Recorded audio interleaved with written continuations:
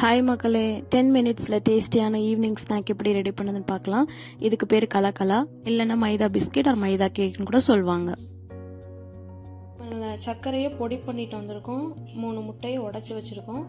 இப்போ அடுத்து என்ன பண்ண போகிறோன்னா, மைதா மாவு, சர்க்கரை, முட்டை, டால்டா, உப்பு இது எல்லாத்தையும் போட்டு நம்ம மிக்ஸ் பண்ண போகிறோம். இப்போ இந்த மாவை நம்ம சப்பாத்தி மாவு பதத்துக்கு பிசைஞ்சு வச்சுருக்கோம். மாவு எடுத்து அதை உருட்டி அந்த ஸ்பூனில் இழுத்து விட்டு அந்த ஷேப்புக்கு நம்ம எடுத்தோம்னா அதுக்கு பேர் தான் கலகலா. அதை பாருங்கள், கொஞ்சம் மாவு எடுத்துட்டோம், அதை ஸ்பூனில் வச்சு அதை நல்லா இழுத்து விட்டுட்டு அந்த ஊசி மாதிரி இருக்கு பாருங்கள், அந்த ஷேப்புக்கு நம்ம மாவை கொண்டு வரணும் கீழே.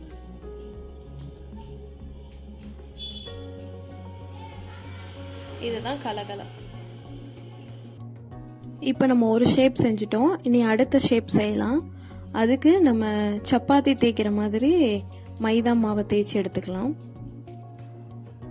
அது தேய்ச்சதுக்கப்புறம் 4 பக்கமும் எக்ஸஸான பகுதியை நம்ம வெட்டி எடுத்துட்டு ஒரு ஸ்கொயர் ஷேப்புக்கு நம்ம கொண்டு வந்துடலாம்.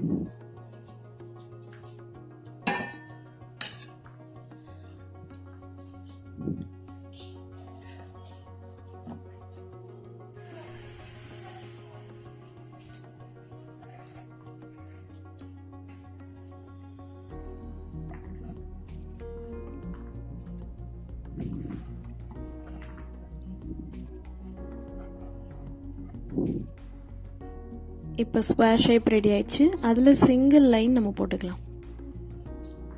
சிங்கிள் லைனாக போட்டு அதை கிராஸ் கட் பண்ணணும்.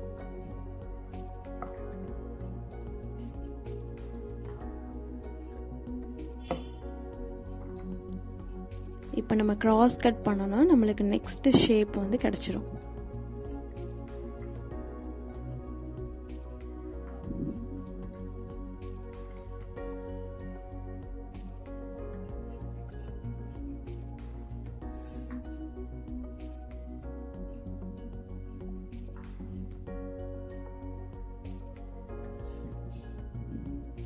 கலக்கலால அடுத்த ஷேப் நம்மளுக்கு ரெடி ஆயிடுச்சு.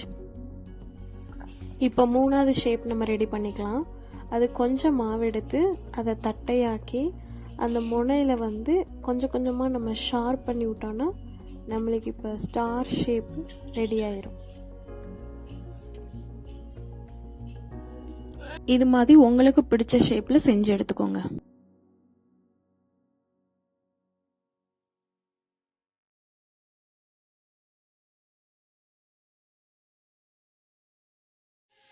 நம்ம அப்பப்போ திருப்பி விட்டுக்கலாம். அப்போ தான் நம்மளுக்கு அந்த ப்ரௌன் கலரில் நம்மளுக்கு கிடைக்கும். ஸோ ப்ரௌன் கலரில் கிடைச்சோடனே நம்ம அதை எடுத்து வச்சிடலாம்.